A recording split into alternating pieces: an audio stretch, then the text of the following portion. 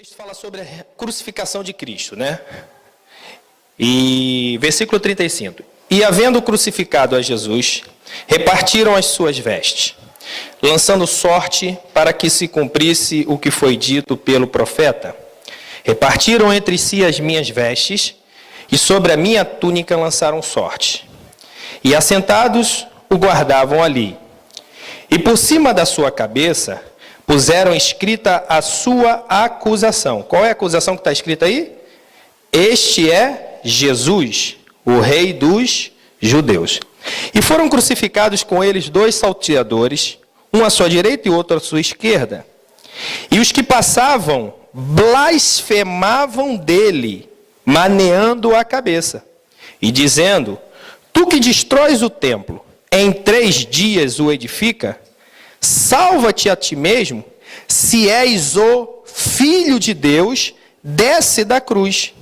E da mesma maneira também os príncipes dos sacerdotes, com os escribas e anciãos e fariseus, só a nata da parte religiosa, escarneciam dizendo: salvou os outros, e a si mesmo não pode salvar-se? Se é o rei de Israel, desça agora da cruz e cremos nele. Confiou em Deus, olha, livre-o agora, se o ama, porque disse: sou filho de Deus. E o mesmo lhe lançaram também em rosto os salteadores que com ele estavam crucificados. Desde a hora 6ª houve trevas sobre toda a terra, até a hora 9ª. E perto da hora 9ª, exclamou Jesus em alta voz, dizendo: Eli, Eli, lama sabachthani, isto é, Deus meu, por que me desamparaste? E alguns dos que ali estavam ouvindo isto diziam: ele chama por Elias. E logo um deles, correndo, tomou uma esponja e embebeu-a em vinagre, e pondo-a na cana, dava-lhe de beber. E outros, porém, diziam: deixa, vejamos se Elias vem livrá-lo. E Jesus, clamando outra vez com grande voz, entregou o Espírito. E eis que o véu do templo se rasgou de alto a baixo. Tremeu a terra, fenderam as pedras, e abriram-se os sepulcros. E muitos corpos de santos que dormiam foram ressuscitados. E saindo dos sepulcros, depois da ressurreição deles, entraram na cidade santa e apareceram a muitos. Ora, o centurião e os que com ele guardavam a Jesus, vendo o terremoto e as coisas que haviam sucedido, tiveram grande temor e disseram: verdadeiramente este era o Filho de Deus. Agora eu queria que o nosso irmão Mauro botasse o texto-chave da mensagem, que resume tudo isso. 1 Coríntios capítulo 1, versículo 18. Se puder colocar. 1 Coríntios capítulo 1, versículo 18. Maravilha. Já está aparecendo, vai aparecer. Mamamã, maravilha. Olha lá. Oh, sumiu? Pronto. Olha o texto. Na sua Bíblia está escrito assim: porque a palavra da cruz é deveras loucura para os que perecem, mas para nós que somos salvos, ela é o quê? O poder de Deus. A palavra da cruz, em algumas traduções está escrito a mensagem da cruz, ela é o quê? Loucura para os que perecem, mas para nós ela é o poder de Deus. Em cima desses textos que nós acabamos de ler, eu queria compartilhar com os irmãos algo que esses últimos 10 dias tem me feito refletir sobre esses textos. E eu queria compartilhar com os irmãos o tema da nossa mensagem desta manhã, início de tarde, que é exatamente a mensagem da cruz e o seu impacto na vida do cristão. Você pode repetir comigo? A mensagem da cruz e o seu impacto na vida do cristão. São 2 coisas que nós queremos falar com os irmãos nesta manhã, início de tarde. E exatamente nesse texto, pode passar o próximo slide, varão, Deus abençoe. Exatamente nesse texto, eu extraio duas perguntas que pelo menos eu fiquei a me perguntar. Primeiro, que Que mensagem é esta? Veja, lembra do texto? 1 Coríntios 1,18 diz o quê? Porque a mensagem ou a palavra da cruz é loucura para os que perecem, mas para nós, os salvos, ela é o quê? Poder de Deus. Ora, que tipo de mensagem é essa que para quem perece é loucura, mas para nós é poder de Deus? Então a primeira coisa que eu queria partilhar com os irmãos é: que tipo de mensagem é essa? Que mensagem é essa? Que mensagem da cruz? Ou seja, qual é a informação transmitida pelo sacrifício de Jesus na cruz do Calvário? Pescaram isso aí? O que nós queremos dizer é que tipo de mensagem, que tipo de informação aquele ambiente, aquele evento da cruz de Cristo impacta a nossa vida com poder e impacta a vida daquele que não conhece a Jesus, do ímpio, com loucura, de maneira que ele não consegue discernir, não consegue entender essa informação. Então a primeira coisa que eu queria vos partilhar é: que mensagem é essa? Agora, não adianta somente nós transmitirmos a mensagem e apenas ouvirmos a mensagem que ela quer nos transmitir, é isso. Não, somente aquela mensagem, aquela informação. Eu quero vos apresentar naquela mensagem, na palavra de Deus, qual é o impacto que esta mensagem determina e produz na minha vida enquanto salvo. Amém? Então, vamos para a Bíblia, vamos para o texto. Pode passar o primeiro slide aí. Primeira mensagem da cruz. Eu quero apresentar-vos três. Ou seja, três informações, três mensagens que Deus está querendo nos dizer naquele texto da crucificação de Jesus. E o texto da crucificação de Jesus, ele é apresentado em Mateus 27. Ele é apresentado também em Marcos, no último capítulo, se eu não me engano, no capítulo de número 15, 16. Ele é apresentado também em Lucas, capítulo 23. E ele é apresentado também em João 19. Então são 4 textos que apresentam os eventos, aquilo que aconteceu em relação à crucificação de Cristo. Pois bem, primeira mensagem, que Jesus é o Filho de Deus. Vamos para o texto de Mateus, capítulo de número 27. O texto diz assim, ó. Veja, capítulo de número 27. Versículo de número 40 diz assim: e dizendo, tu que destróis o templo em 3 dias e o edifica, salva-te a ti mesmo, se és o Filho de Deus, desce da cruz. Veja, a primeira mensagem que eu percebo nesse acontecimento, eu li somente um texto, é que aquele sacrifício já estava a determinar e a confirmar. Veja, a cruz ela vem para confirmar tudo aquilo que já tinha sido predito sobre a vida de Jesus. Veja que Isaías capítulo 9, versículo 6, o que o profeta diz? Porque um menino nos nasceu, um filho se nos deu, o principado estava sobre os seus ombros, e o seu nome será o quê? Maravilhoso, Conselheiro, Deus forte, Pai da eternidade e Príncipe da paz. Veja, o profeta Isaías está anunciando: um menino nos nasceu e um filho se nos deu. Isaías 7,14 e Mateus capítulo 1, 23, o próprio profeta Isaías, e é confirmado lá em Mateus, fala exatamente que a virgem conceberá e dará à luz a um filho, e chamarão o seu nome de quê? De quê? Emanuel. O que significa Emanuel? Deus conosco. Ou seja, esse que iria nascer, ele seria chamado Filho de Deus. Filho de Deus, não por uma questão de que ele foi criado, ou por ser um ser menor do que Deus, como algumas, infelizmente, seitas ensinam. Eu achei muito interessante que o pastor Ismael, na semana passada, falou sobre isso. E eu acho que é uma explicação muito interessante e verdadeira sobre a questão de Jesus como filho. Jesus não foi criado para ser filho. Jesus era o próprio Deus, a manifestação de Deus em homem. E vários textos falam sobre isso. Quer ver um exemplo? João capítulo 1, versículo 1 diz o quê? No princípio era o verbo. O verbo estava com Deus. E o verbo era Deus. Veja, e lá ele começa a explicar a respeito do Criador e a respeito de Jesus. E ele fala a respeito de Jesus, que na realidade Jesus é a manifestação carnal de Deus. Ou seja, Deus, ele sua essência, parte de si, tomou a forma de servo, tomou a forma de ser humano.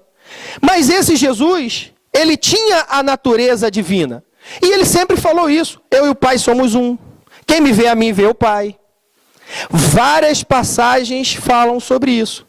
Inclusive, essa foi exatamente uma das acusações que queriam passar para o povo, que Jesus não era o prometido de Deus, que Jesus não era Deus, que Jesus era apenas mais um profeta que veio para ensinar ensinamentos e naquela situação estava indo contrário à lei. Mas a mensagem, ela é clara de Deus para nós. Em primeiro lugar, Jesus, ele é o Filho de Deus. Não o Filho por ser criado, mas parte do Todo-Poderoso. Um dia eu estava refletindo sobre isso e eu entendi uma coisa interessante. Por exemplo, eu tenho um filho, Miguel. Se você for olhar para o Miguel, meu filho, pequenininho, às vezes dá uma corrida na igreja, né? Faz uma bagunça santa. Você olha para ele, é meu filho. Ele é uma outra pessoa, claro. Mas se você for perceber, a essência dele foi gerada em quem? Em mim e na minha esposa. Meu filho Miguel, ele é, na realidade, apesar de ser uma outra pessoa, mas ele é o quê? Parte da minha essência. A ciência fala isso. O filho, quando nasce, ele não tem lá 46 cromossomos, que são 23 cromossomos da mulher e 23 cromossomos do homem, né? Exatamente isso. E Deus, no poder da vida, faz com que aqueles 46 cromossomos modifiquem-se e as células comecem a gerar exatamente um embrião, e aquele embrião vai crescendo, vira um feto, o feto vira um bebê, e o bebê nasce, vira um homem e vai crescendo. E Jesus, você vai ver no texto de Lucas, o anjo quando chega para Maria fala: descerá sobre ti o Espírito Santo, a virtude do Altíssimo te encobrirá, e tu darás à luz a um filho, e ele será chamado Jesus, e salvará o seu povo dos seus pecados. Veja, Jesus não era 43 cromossomos ou 23 cromossomos de Maria e 23 de José, não. Jesus foi exatamente a essência de Deus, que foi dentro de Maria. Maria gerou aquela criança, produziu um ser humano. Mas uma coisa eu vos digo sem medo de errar: a essência de Jesus é divina. Ele nunca deixou de ser o Filho de Deus, nunca deixou de ser a essência do Todo-Poderoso. Agora, o diabo não estava satisfeito nisso. Queria que essa mensagem não fosse anunciada, não fosse impactar a vida da humanidade. E olha que coisa interessante. Se você for ver no texto da cruz, eu separei 2 textos. O texto 40 que eu li, perfeito? O texto 40 do versículo 27 diz assim: e dizendo eles: tu que destróis o templo em 3 dias edifica, salva-te a ti mesmo, se és o Filho, desce da cruz. Olha a afronta que eles estavam dizendo. Eles estavam querendo colocar Jesus na parede. Se tu és filho de Deus, desce da cruz. Jesus tinha poder para descer da cruz, irmão? Sim ou não? Tinha. Assim como tinha para se lançar lá. Lembra lá no deserto, quando o diabo foi tentar Jesus? O diabo falou para ele o quê? Ó, se joga daí abaixo, porque está escrito que os teus anjos, né, obedecerão a tua voz, tu darás ordens aos anjos para que não tropece com teu pé em pedra. Ele tinha poder para se jogar lá e nem precisava dos anjos segurá-lo. Ele poderia ou voar ou aterrissar tranquilamente. Tinha poder, mas não o fez. Por quê? Porque a manifestação da sua divindade não é demonstrada pelo fato dele ser colocado na parede para demonstrar, não. É aquilo que ele veio transmitir e passar a sua mensagem para nós entendermos verdadeiramente que ele é o Filho de Deus. Agora veja o segundo texto, versículo 43, esse é pior ainda. Confiou em Deus. Olha só, os sacerdotes, escriba dizendo, confiou em Deus, livre-o agora, ou seja, que Deus livre Jesus agora, se o ama, porque disse: sou filho de Deus. Em outras palavras, eles estão fazendo uma afronta contra o próprio Deus. Querendo afrontar Deus, dizendo: será que se Deus verdadeiramente ama Jesus, que o livre agora? Ou seja, querendo colocar Jesus na parede, querendo colocar Deus na parede. Em outras palavras, diante desta situação, eles queriam exatamente descaracterizar a divindade de Jesus.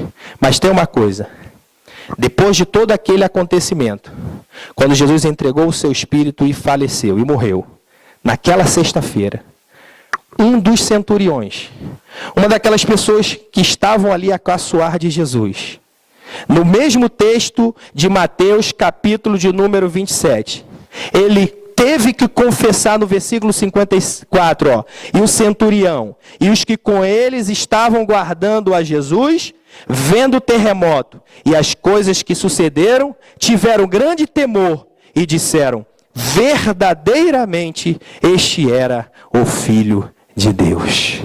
Quem fez aqueles homens entenderem que aquele que estava na cruz era o Filho de Deus? A mensagem que a cruz quis transmitir para a vida daqueles homens. Agora, uma coisa que eu vos digo é, a mensagem quer transmitir que Jesus é o Filho de Deus. Agora eu pergunto, qual é o impacto de Jesus ser o Filho de Deus para a minha vida, para a vida do cristão? Veja, pode colocar, Varão, próximo slide. Olha só o impacto. Através de Jesus como Filho de Deus, Ele proporciona a nós a reconciliação. O que é a reconciliação? Está escrito, volta lá, Varão, lá embaixo. Está escrito no slide. O que é a reconciliação? Unir o que estava separado. Você lembra que quando Jesus morreu, a primeira coisa que aconteceu foi o quê? O véu do templo se rasgou. Por que Mateus fez questão de dizer que o véu do templo se rasgou, irmãos? Porque o véu para o judeu era, lá na lei de Moisés, uma das componentes do tabernáculo que simbolizavam a separação do lugar santíssimo para o lugar santo. Aquele véu impedia de que o sumo sacerdote ou os sacerdotes entrassem e vislumbrassem o lugar santíssimo. Só o sumo sacerdote podia entrar lá uma vez ao ano, para poder fazer expiação pelo pecado do povo no dia da expiação. Então veja, aquele véu ali simbolizava a separação entre a majestade e santidade de Deus e a vida do ser humano. O próprio Jesus veio exatamente para reconciliar a humanidade. Veja, nós estávamos separados de Deus, nós estávamos longe de Deus, nós estávamos, por causa dos nossos pecados, fora da nossa comunhão com Deus. O próprio apóstolo Paulo em Romanos fala que por um homem entrou o pecado no mundo, e a partir do pecado entrou a morte, e por conta disso é que todos pecaram. Então veja, eu estava longe de Deus. A única pessoa que poderia me aproximar de Deus era o próprio Deus. Jesus, como Filho de Deus, Ele fez exatamente isso. Ele nos reconciliou. Aleluia.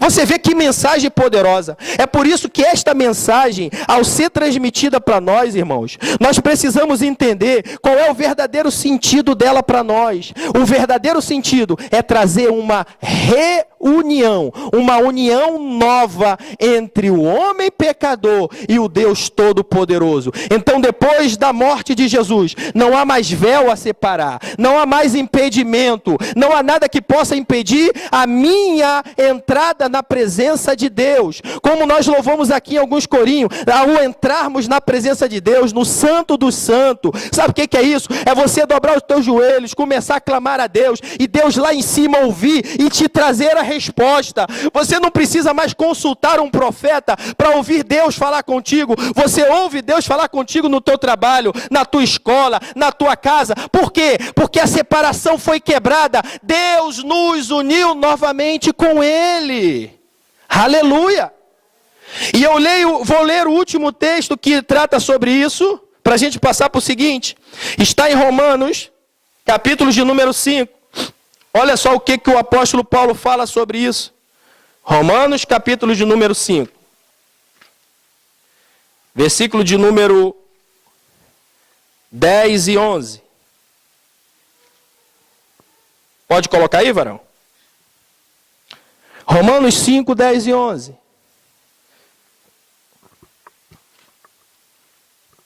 Olha aí. Porque se nós, quando éramos inimigos, fomos reconciliados com Deus pela morte de quem? Do seu Filho. Muito mais estado já reconciliado, seremos salvos pela sua vida. Sabe o que é isso? Primeira mensagem que a cruz nos apresenta. Jesus, Filho de Deus. E como Filho, Ele nos impactou com a sua reconciliação. Aleluia. Segunda mensagem, pode passar o próximo slide. Segunda mensagem que eu queria que vocês observassem nesse texto de Mateus 27. Está exatamente no texto de Mateus 27. O próximo slide. Já está a passar o slide. Maravilha. Segunda mensagem. Jesus é o ungido de Deus para reinar. Em segundo lugar, Jesus ele é o quê? Ungido de Deus para reinar. Ele é rei. Observem que várias ocasiões, Jesus ao se apresentar, ele dizia, é chegado o reino dos céus. O texto de Lucas, capítulo 1, versículo de número 33, anunciando o nascimento de Jesus, o anjo, ao chegar a Maria, e eu vou ler esse pequeno versículo, Lucas 1 e 33, o anjo, quando chega diante de Maria e anuncia o nascimento de Jesus, ele fala para Maria a seguinte expressão, ó. Este será chamado Filho do Altíssimo, e o Senhor Deus lhe dará o trono de Davi, seu pai. Veja que no anúncio de Jesus, o anjo já fazia referência de que esse menino, ele teria uma característica especial. Ele seria alguém dotado de autoridade para governar. O Antigo Testamento anuncia a vinda do Messias, que o Messias viria como rei para Israel, viria como rei para as nações. E na vida de Jesus, várias e várias vezes, ele mesmo falava, eu vim para que tenham vida e vida em abundância. Essa vida era marca do seu reino. Por que marca do seu reino? Porque o império que estava ali naquele lugar imperando era o império da morte, comandado por Satanás. Mas Jesus, ele veio para estabelecer o reino de Deus. E o reino de Deus, ele tem como base a vida eterna em Cristo Jesus. Agora olha que coisa interessante. A respeito da cruz, em Lucas capítulo 23, vamos para Lucas capítulo 23, sobre a vida de Jesus, alguns homens que ali estavam ímpios, não queriam que fosse anunciado essa verdade sobre Jesus.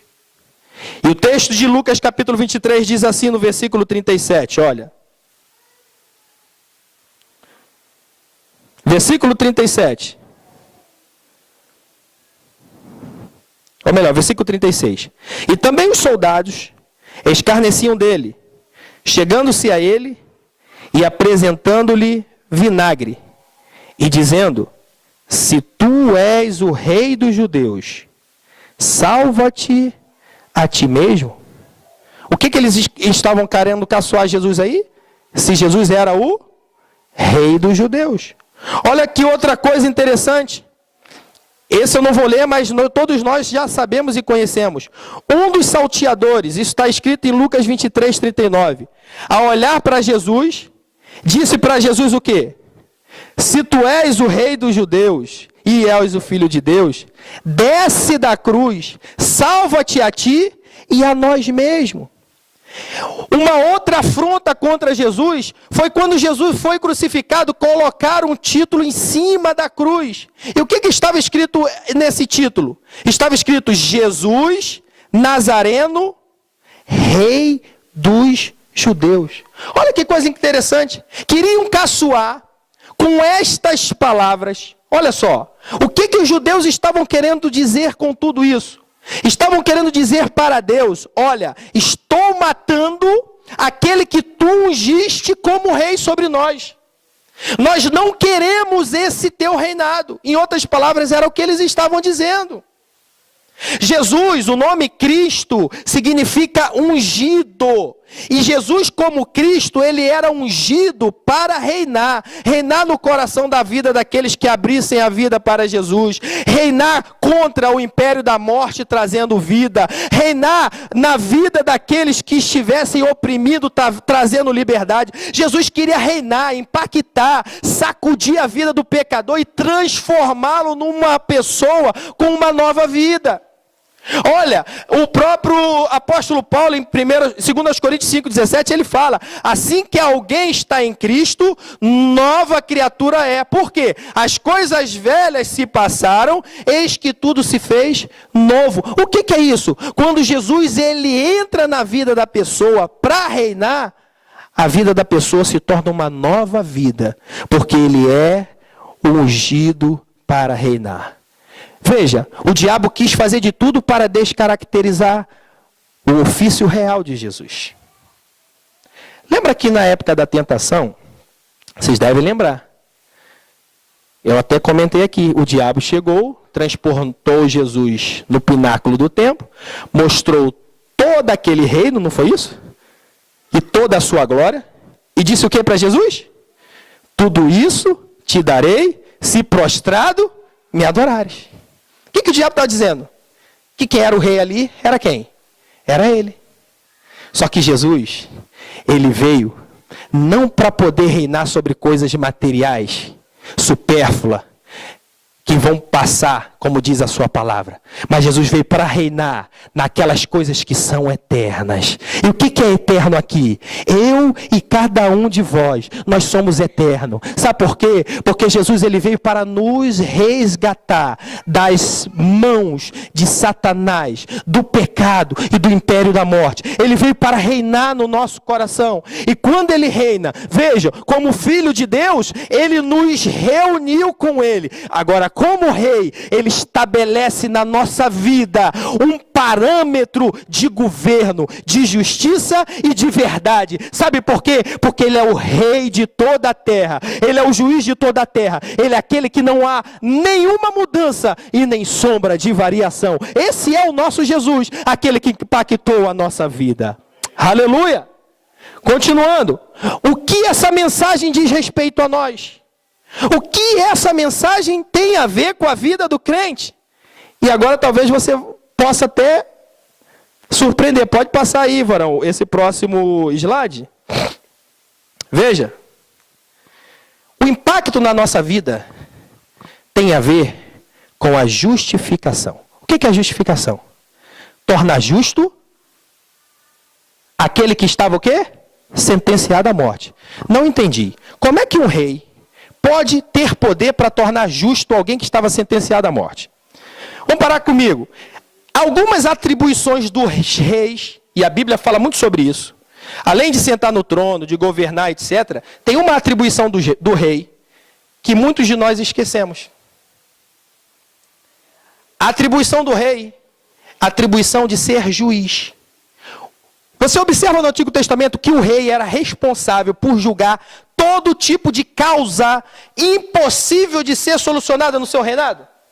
Geralmente causas que levavam uma pessoa à pena de morte, quem é que dava o veredito e a sentença? Era o juiz que trabalhava lá no governo dele? Não, era o rei. Vilmar, como é que você sabe isso? A Bíblia está cheia de exemplos. Lembra daquele caso lá daquelas duas mães que tinham duas crianças e uma foi por cima da outra criança, matou, e no outro dia chegou para o rei Salomão, e o rei Salomão decidiu de quem era aquela criança viva. Era ou não era? Decidiu uma causa impossível aos homens que estavam sucedendo. E o que Salomão fez? Vamos ver, pega essa criança, corta ela no meio e dá metade para cada uma. A mãe verdadeira falou o quê? Não, dá o meu filho para esta mulher. Aí Salomão, na sua sabedoria dada por Deus, o que ele fez? Dá o filho para a verdadeira mãe. Quer dizer, o rei Salomão era o juiz de uma causa impossível. Lembra de Sadraque, Mesaque e Abdenego? Quando botaram lá para aquela estátua para adorar, eles falaram, não vamos adorar não. Negativo. E a sentença do rei era o quê? Uma ordem. Quem não dobrasse, o que deveria ser feito? Lançado na fornalha de fogo ardente. Ou seja, seria morto. Não é isso? Sentença de morte. De repente, alguém tinha coragem de jogar aqueles 3 jovens na fornalha de fogo ardente? Não poderia? Os juízes do rei de Babilônia não poderiam jogar aqueles jovens lá na fornalha? Poderiam, eram juízes. Mas as causas relacionadas à pena de morte, somente um rei poderia sentenciar. E levaram aqueles 3 jovens para quem? Para Nabucodonosor, que era o quê? O rei de Babilônia. Existem outros exemplos. Jesus, antes de ser crucificado, foi levado até a face de quem, gente? Pilatos, que era a representação do rei de Roma ali em Jerusalém. Pilatos era o rei de Roma em Jerusalém. Jesus, por ser judeu, deveria ser julgado por quem? Pelo representante real ali na sua região. E foi. Lembra do apóstolo Paulo? O apóstolo Paulo foi para Jerusalém, o último exemplo. E aí eu paro, porque senão a gente vai contar a Bíblia toda. Exatamente dá isso. O apóstolo Paulo foi para Jerusalém, não é isso? E lá os homens lá foram prender ele. Não, você vai ser morto porque tu blasfemaste, blá, blá, blá, blá. Ah, eu vou ser morto. Eu apelo a César. Eles tomaram um susto, apela a César. Por quê? Eu sou cidadão romano. Só posso ser julgado de pena de morte por quem? Por César. Quem era César, gente? O rei de Roma. Então veja, dentre as atribuições do rei, existe uma que é a atribuição de quê? Juiz das causas impossíveis de ser solucionada ou de pena de morte. Agora você vê nós como pecadores. Nós, quando nascemos, já somos destinados à condenação. É isso que fala o apóstolo Paulo. Quando nós nascemos, o salário do pecado é a morte. Todo ser humano que nasce, se um dia ele vier a morrer, na sua consciência, ele tem um passozinho na perdição. Por quê? Porque nós temos em nós a natureza pecaminosa. Veja, já existia, é como se Vilmar, um exemplo, Vilmar nasceu, cada um de nós nascemos, nós temos uma sentença, condenados. Mas Jesus como rei, olha só, ele através do seu sacrifício na cruz do Calvário, quando eu aceito a Jesus como meu Salvador, eu estou dizendo para ele, Senhor Jesus, eu tenho uma sentença, mas por favor, Senhor, me torna justo, tira essa sentença da minha cabeça. Aí sabe o que Jesus vai fazer? Jesus torna você justificado. O que é isso? Ele torna você justo, mesmo você tendo a sentença na tua cabeça. Aí o que ele nos promete com isso? Nós que éramos condenados, hoje estamos justificados. Aquilo que era peso sobre nós, jamais não será peso, porque Jesus venceu o império da morte por nós.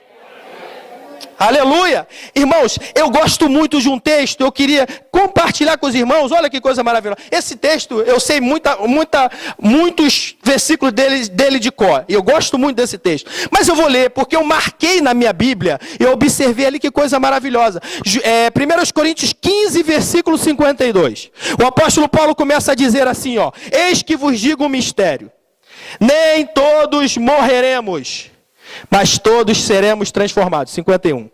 No momento, no abrir e fechar de olhos, ante a última trombeta, porque a trombeta soará, os que morreram em Cristo serão o quê? Ressuscitados. Depois nós, os que estivermos vivos, seremos o quê? Transformados. Aí ele explica como é que é esse mistério. Que mistério é esse? Ele fala, porque convém que o que é corruptível se revista da incorruptibilidade. O que é mortal se revista da imortalidade. Aí ele fala, e quando o que é corruptível se revestir da incorruptibilidade e o que é mortal se revestir da imortalidade, ele está falando da nossa natureza humana. Ele fala, aí olha só, o versículo de número 54, ele diz assim, ó, tragada foi a morte na vitória. E eu fiz questão de circular essa palavra vitória, porque me deu uma interrogação. Que vitória é essa? Parece que eu estou lutando, batalhando com alguma coisa. Olha só o que o texto explica sobre vitória. Ele fala assim, ó, onde está, ó inferno, o teu aguilhão? Onde está, ó inferno? Ou, em outras palavras, a morte, a tua vitória? Onde é que está o teu poder, morte? Aí Jesus diz assim, ó, a palavra de Deus diz: mas graças a Deus que nos dá a vitória. Que vitória é essa? É vitória sobre o império da morte. É vitória sobre aquela sentença de condenado que estava na nossa cabeça. Jesus nos garante a nossa vitória. Aleluia! É por isso que o diabo tenta de todas as maneiras nos tirar da sua presença. Por quê? Porque o diabo perdeu mais uma. Ele desabou do seu trono. Porque Jesus, ao vencê-lo na morte, a vencer a morte ali no Calvário, ele nos confirmou a nossa justificação. Quando chegamos diante de Deus, não chegamos mais como condenados, não chegamos mais como separados, chegamos como pessoas com coração contrito, justificados diante de Deus. Aleluia. É por isso que o nosso coração poderia nessa manhã saltar do nosso corpo, por saber do que o diabo quer destruir a nossa vida, porque ele não tem aquilo que nos foi concedido. Agora eu termino essa parte para a gente ir para a terceira. Bota para mim Romanos capítulo 5, versículos de número 8 e 9, varão. Romanos 5, 8 e 9. Olha só o que o texto diz. Veja, Jesus como rei nos concedeu a justificação. Você está percebendo porque o diabo quis fazer de tudo quanto era maneira para que Jesus não cumprisse o seu ofício real?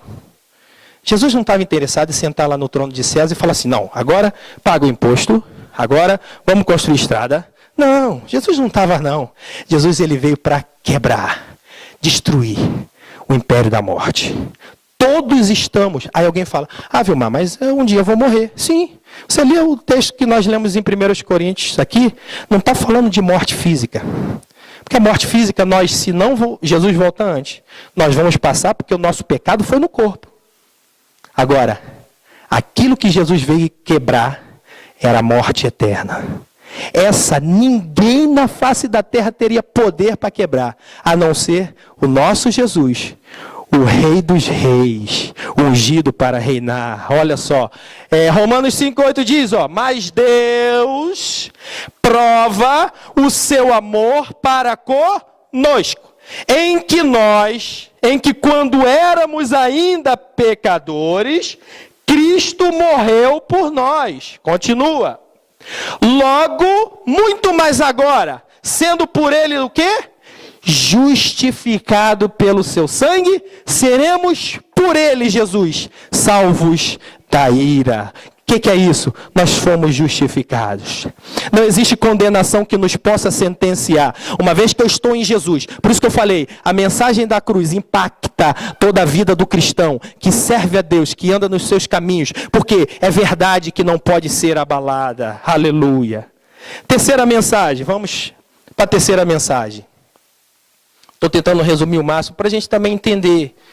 Primeiro, então, só para refletir. Primeira mensagem, que Jesus era o quê?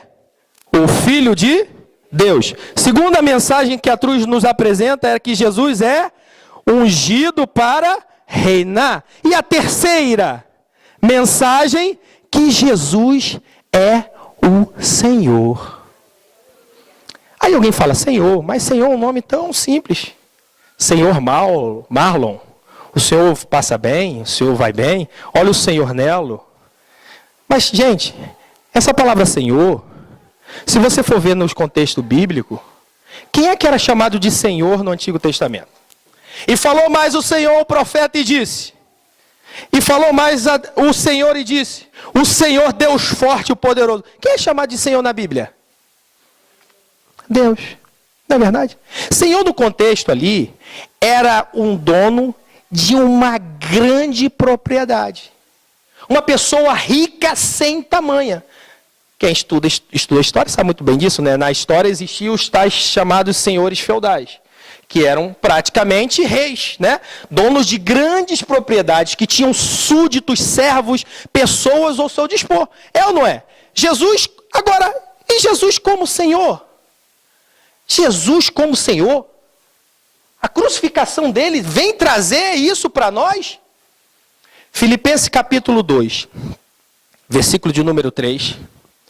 Diz assim, porque que haja em vós, acho que é o versículo 3 ou 4, que haja em vós o mesmo sentimento que houve em Cristo Jesus, que sendo em forma de Deus, não teve por usurpação ser igual a Deus. Olha só, mais um texto comprovando que Jesus era Deus. Mas aniquilou-se a si mesmo, tomando a forma de servo e fazendo semelhante aos homens. Paro. Jesus era o quê? Deus. Ele deixou toda a sua glória, ele deixou todo o seu reino, ele deixou toda a sua majestade para fazer-se servo e semelhante aos homens. Então, que haja em vós o mesmo sentimento que houve em Cristo Jesus, que não teve sua usurpação de ser igual a Deus, mas aniquilou-se a si mesmo, fazendo semelhante, tomando servos, fazendo semelhante aos homens. E aí ele fala, e achado na forma de homem, foi obediente até a morte. E morte de quê? De cruz. Olha só, falando mais uma vez, foi obediente até a morte e morte de cruz. Mas não ficou só aí.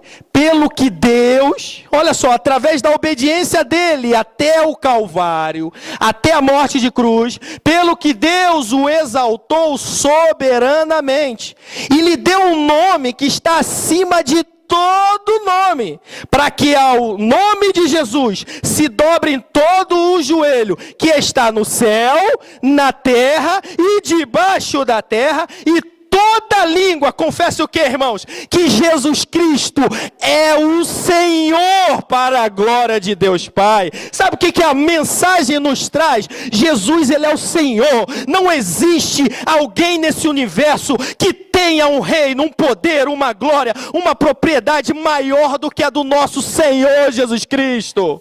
Aleluia. Quando você fala que Jesus sacudiu o inferno, irmão, não tem como negar. O inferno até hoje, eu acho que se pudéssemos conjecturar, até hoje eles estão com interrogações na cabeça. Como é que pode alguém que nasceu de uma mulher, um ser humano, suportou a afronta, foi até a cruz e ao terceiro dia ressuscitou e levou até mesmo a chave da morte do inferno? Esse é o nosso Jesus, é aquele que nos trouxe a vida eterna. Jesus, ele é o Senhor, ele é o Todo-Poderoso. E olha que coisa maravilhosa. Aí agora é onde eu apresento para cada um de nós aqui o que o Senhor Jesus impactou a minha vida, de que maneira ele impacta a minha vida, de que maneira ele sacudiu a minha vida. Pode colocar, Marlon ou Mauro, pode colocar. Jesus impactou a nossa vida, nos trazendo libertação. Por que libertação? Veja bem, irmãos, o Senhor é dono de muitas propriedades e ele geralmente tem muitos escravos ou servos ao seu serviço. Não é verdade? Veja, nós éramos escravos de quem? Antes de aceitar Jesus. Nós éramos escravos do pecado. Quem vivia na vida e bebia, não tinha força em si mesmo para se libertar do vício da bebida. Quem fumava, se drogava, se prostituía, não tinha forças para largar aquela vida. Mas quando aceitou a Jesus, aquele que era escravo se tornou o quê? Livre. A partir do momento que aceitou a Jesus, tem domínio sobre as suas próprias paixões. Vive em novidade de vida. Vive no processo de santificação. E o que é processo de santificação? Em outras palavras, é também uma explicação disso. É você dominar as paixões da tua própria carne. A carne quer te caminhar para a volta da vida velha, antiga, do pecado. Mas Jesus na tua vida, Espírito Santo na tua vida, te dá força para você combater e ir contra os desejos da tua carne. Então o que Jesus veio nos trazer, gente? Libertação. Nós estávamos presos ao pecado, sem condições nossa própria para nos libertar, mas Jesus quebrou as algemas dessa servidão e hoje nós somos livres. Sabe o que é livre? Você é livre para adorar a Deus, você é livre para exaltar o nome do Todo-Poderoso, você é livre para ir da tua casa onde você quiser e servir ao Senhor e dizer: o Deus que eu sirvo, o Jesus que eu sirvo, Ele é o meu Senhor. Em outras palavras, o que você está a dizer? Você está a dizer que você se tornou servo dele, não escravo, como o pecado faz, bate, esbofeteia, leva a pessoa para a degradação moral e do corpo espiritual. Agora Jesus não. Jesus, quando entra na vida da pessoa, ele torna-se dono da pessoa, mas não é um dono possessivo, é um dono que respeita as atitudes e vontades daquela pessoa, e ele conduz a pessoa para a vida eterna. Eu vou terminar com Romanos 6 e 14, esse eu quero ler. Romanos 6 e 14, bota aí, varão. 6, 14 a 18, depois você pula para o 22. Aleluia, louvado seja o nome do Senhor Jesus. Romanos, capítulo de número 6. Pega aqui na minha Bíblia também. Romanos 6 e 14 ao 18. Depois você pula para o 22. Olha só o que diz o 14. Pois o pecado não terá domínio sobre o quê? Vós. Se o pecado não vai ter mais domínio, era porque fora de Jesus, quem é que dominava a vida do pecador? O pecado. O pecado não terá mais domínio sobre vós, porquanto não estáis mais debaixo da lei, mas debaixo da graça. Lei aqui é a lei do pecado. Vamos lá. Vai. Pois que havemos de pecar porque não estamos debaixo da lei, mas debaixo da graça? Aí ele explica: de modo nenhum. Continua. Não sabeis, olha só, que daquele a quem vós apresentais como servo, para lhe obedecer, sois servos desse mesmo quem obedeceis? Seja o pecado para a morte, olha só, ou da obediência para a justiça. Ele está dizendo que, em outras palavras, se eu obedeço o pecado, eu me torno servo, escravo do pecado, e, portanto, só que o pecado, como tem como consequência a morte, fatalmente eu vou morrer. Não é morrer fisicamente, é morrer o quê? Espiritualmente ou eternamente. Continua. Mas, graças a Deus, olha que coisa linda, que embora tendo sido servos do pecado, obedeceste de coração à forma de doutrina que fostes entregues. Continua o 18. E libertos do pecado, quem fala não sou eu, é a Bíblia. Libertos do pecado, foste feitos o quê? Servos da justiça. Agora, coloca o 22, varão. Olha só que coisa maravilhosa. A Bíblia é Bíblia, não tem outro livro que possa superar a Bíblia. Mas agora, libertos do pecado, ou livres do pecado, e feitos servo de Deus, tende o vosso fruto para a santificação, e por fim o quê? A vida eterna. Veja, olha só que coisa maravilhosa. O pecado gera o quê, gente? A morte. Mas a libertação do pecado proporciona o quê? A vida eterna. O que Jesus veio nos conceder. E o seu impacto como Senhor da minha vida é nos conceder libertação da lei do pecado e nos trazer a vida eterna em Cristo Jesus. É por isso que quando você adora o Senhor aqui nesta casa, neste lugar ou na tua casa, você começa a adorar o Senhor, fala: Senhor, eis-me aqui, eu quero entrar na tua presença. Você sente uma alegria tão profunda. Às vezes algumas pessoas começam a chorar, né? E até homens mesmo. Aí alguém fala: homem chora, e chore muito quando Jesus toca lá na alma, lá no interior do ser humano. Por quê? Isso é um ensaio para aquilo que nós vamos vivenciar na vida eterna. Olha que coisa maravilhosa. Jesus falou, olha só, se o Filho vos libertar, verdadeiramente sereis o quê? Livre. Uma vez que Jesus nos liberta, gente, se eu continuo caminhando e me envolvendo com Ele, eu já não posso ser mais acorrentado pelo pecado. Aleluia. Eu não posso ser mais dominado pelo pecado. Ah, irmão, mas eu tenho uma fraqueza nisso. Você pode até ter uma fraqueza, mas você tem poder para dominar esta tua fraqueza. Aleluia, guarde isso.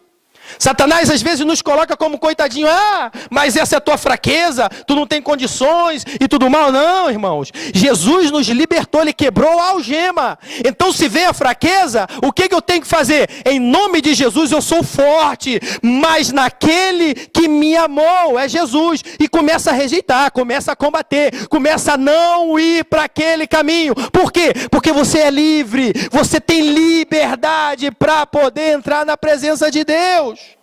Jesus falou, vós conhecereis a verdade e a verdade vos libertará. Olha que coisa maravilhosa. Quem é a verdade? Jesus falou, eu sou o caminho, a verdade e a vida. Ninguém vai ao Pai a não ser com Ele. Olha que coisa maravilhosa. E eu queria terminar o seguinte, resumindo e concluindo. Aprendi essa frase, né? Resumindo e concluindo. Primeira mensagem. Dá só um clique nesse próximo slide. Um cliquezinho só. Na próxima? Para frente, né, varão? Vigia. Você dá um clique para trás. É tecnologia. Pronto, dá mais um cliquezinho. Umzinho só. Bom, tá aí. Para aí. Resumindo e concluindo. A mensagem da cruz, pô, você já adiantou. Tá vendo? Falei um, você deu dois. A mensagem da cruz nos apresenta Jesus como filho. Nos apresenta Jesus também como ungido rei. Nos apresenta Jesus como Senhor. E aí como ele colocou, esse conjunto todo tem a direção certa de nos apresentar o único que tinha condição de ser o nosso Senhor, o nosso Salvador. Para nos tirar do lamaçal de pecado, para nos arrancar da lama, para nos fazer uma nova criatura. Não existe outra pessoa a não ser o nosso Salvador.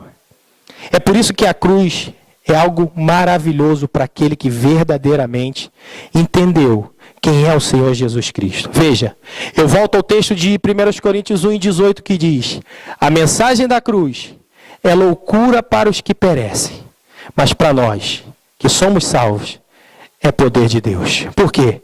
Essa mensagem te apresenta Jesus como filho. E o filho, ele te proporciona uma reconciliação. Lembra? Você estava separado e agora se une novamente a Jesus. O véu do templo se rasgou de alto a baixo. A mensagem da cruz apresenta Jesus como ungido rei.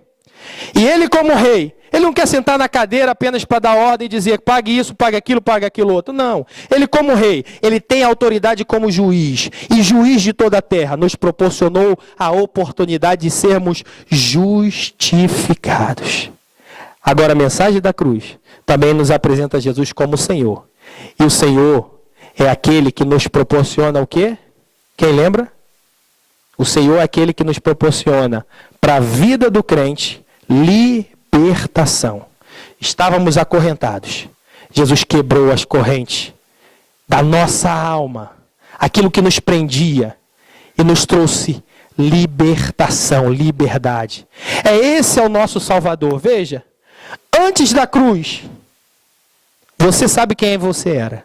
Depois da cruz, através do Salvador, Ele te fez uma nova criatura. Eu queria que a gente se colocasse de pé. Aleluia.